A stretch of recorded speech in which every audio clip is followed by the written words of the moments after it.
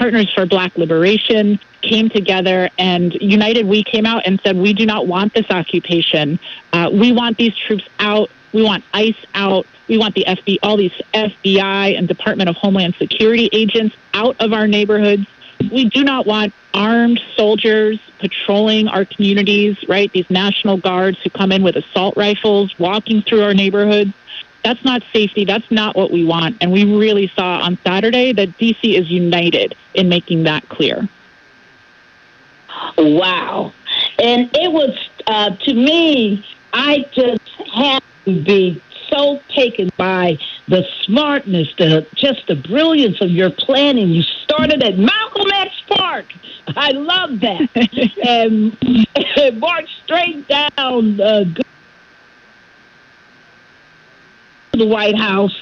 It was amazing to see the diversity, all the different ages, all the different races, all the different signs, right, Daryl?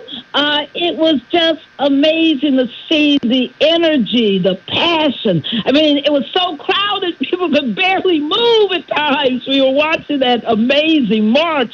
What a wonderful, wonderful, really powerful accomplishment, because you got this person in the White House about this is what the people of D.C. want. It's not. We don't want to be scared to death and forced to, just people are just staying in their homes. They're fearful of walking these streets because they don't want to be harassed. He's talking about crimes down because nobody's out at all in the public. They're so upset. We got to get them out. There's no doubt about it. So the next question I have for you is that today, tell us about this student walkout, Alex. This is amazing. I love what you've organized. Tell people what's happening right now, right at this minute as we are having today's show. Yes, I just left the campus of Georgetown University, where Representative Pramila Jayapal and Ed Markey from Massachusetts joined the students to talk about how important it is that everyone push back against what is happening. And what the students are doing today by walking out of class, the lesson for everyone in this moment, because standing up in the middle of class and walking out takes courage. It takes, presence of mind. You have to get up, make a conscious choice to stop simply going through your regular routine and to break out of our routine and to recognize that the moment that we are in demands more of us than to just go about business as usual. That is what we are seeing today. So Georgetown University led us off this morning, was the first campus to walk out at 10 a.m., and Howard University followed right after at 11. At 1 o'clock, George Washington University is going to walk out, and at 2, it's American University.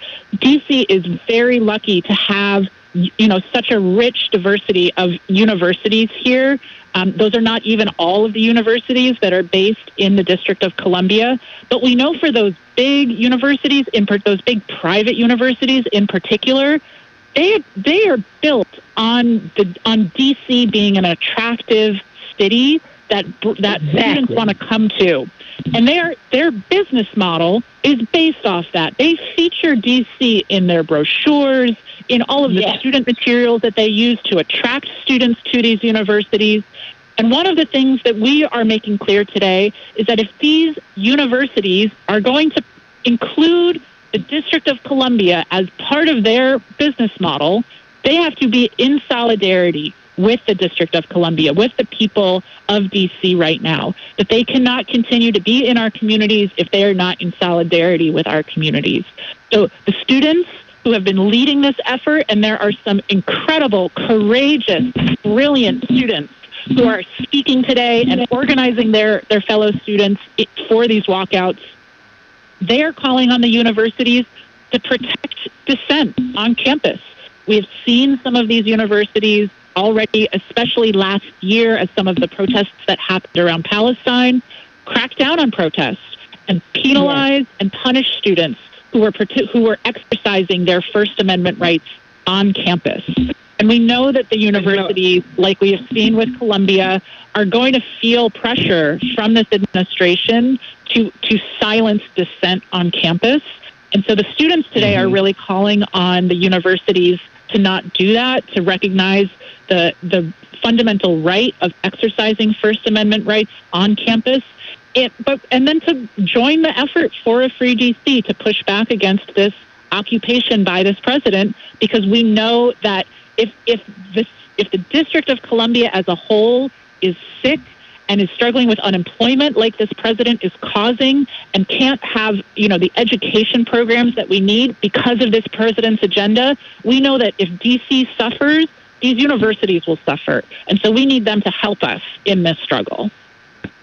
And that's an interesting point that you raised there, Alex, because I can recall, and when we're talking about the students, right, the students are just coming back to campus to these universities, and it's a whole different world that they're now experiencing in the District of Columbia because of the presence of all the federal officers. And when you add into that, the rolling blocks, the street closures, et cetera, from the ICE police officers that are checking identifications and everything else as they're moving forward. But one of the things that I really like is that, this isn't just about the college students that are doing it. What's happening in the District of Columbia right now, and Barbara and I have both witnessed this, is that, what is it, 8 o'clock at night? People that are just, that are afraid to get out into the streets, they get out there with their pots and their pans and they're making noise to raise their voice of objection to what the administration is doing. So kudos and hats off to what you're doing for the District of Columbia and with the District of Columbia in pushing back. And Eboni, as a young leader in Miami, Florida community, what does it mean to you that the D.C. area students are taking this bold action today, calling on all D.C. residents to resist the occupation that's going on there, Eboni?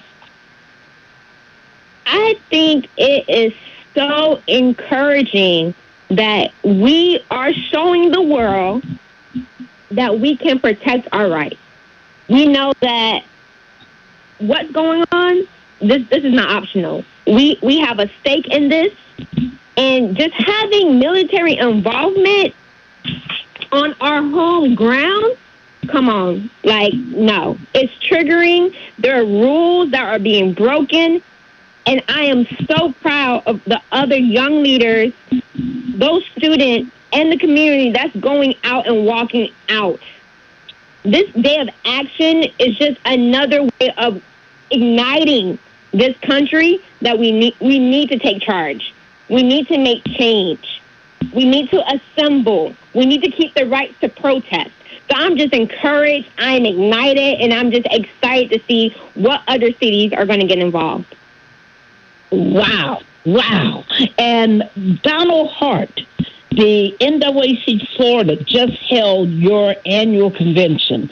Just overflowing. Every time I looked out, it was just overflowing. Every room, more people showed up than you ever anticipated.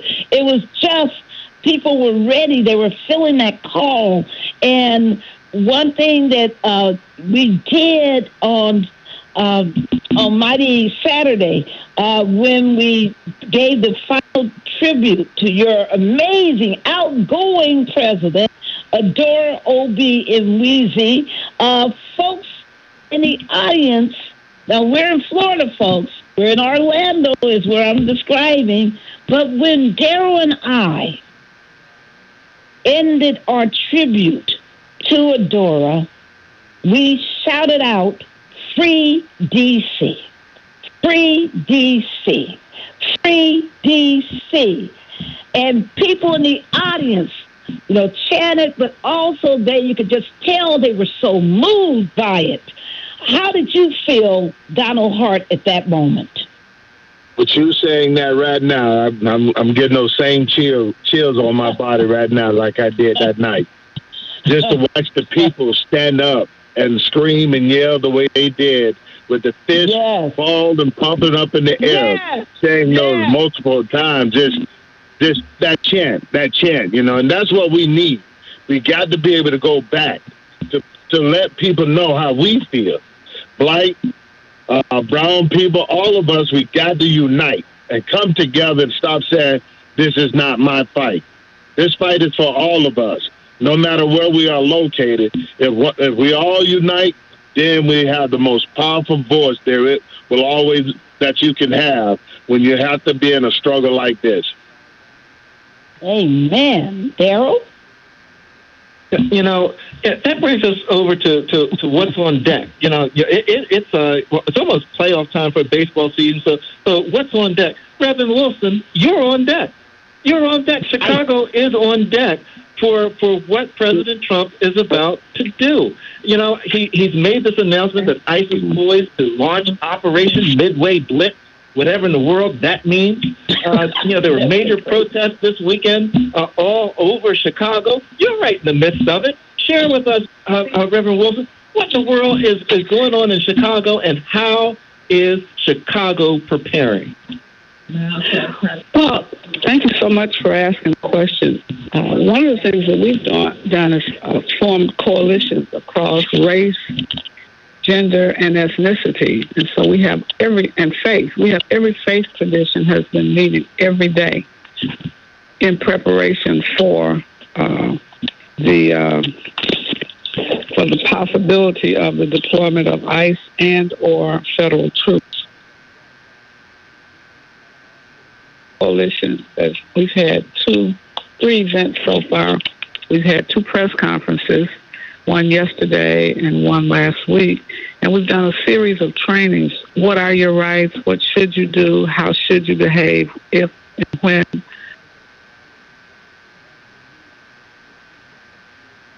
What they can do and what they should not do.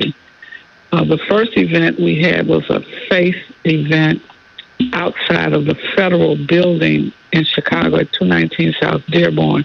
There are more than 100 different faith leaders, and delivered an open letter, which was later published in the local newspaper, challenging the president not to send troops to Chicago. We don't need them.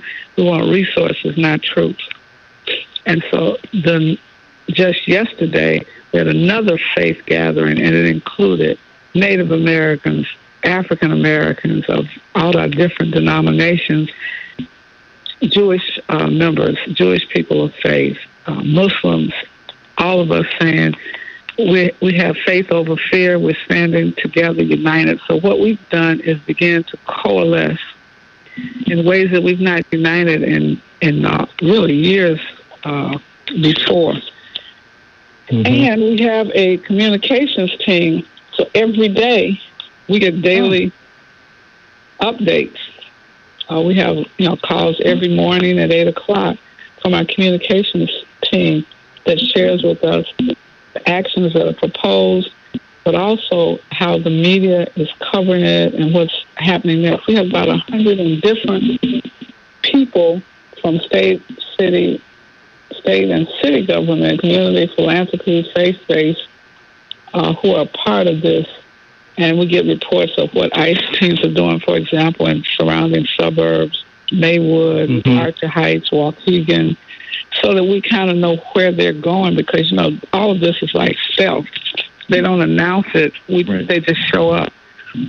And it's really interesting because you're really calm, Reverend Wilson, in this in the presentation of what's going on. But let me tell you, my mama was from South Chicago, and I know, because I've been to Chicago during the summers, right?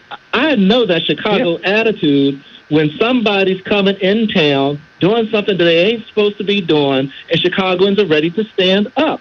And I think even Mayor Brandon Johnson, am I correct, has directed the Chicago Police Department to not follow certain orders. Is that right, Reverend Wilson? Yeah, the mayor has signed an executive order. The governor has threatened to continue to stand with the community, and the governor has been visiting various communities that are the likely targets of raids. And so you have this coordinated effort by elected officials, by faith leaders, and by community groups. And they're young, they're old, Mm-hmm. So we're trying to make sure that everybody has information. We have an interfaith, ICCIRR, which really is on the front line with immigrants who are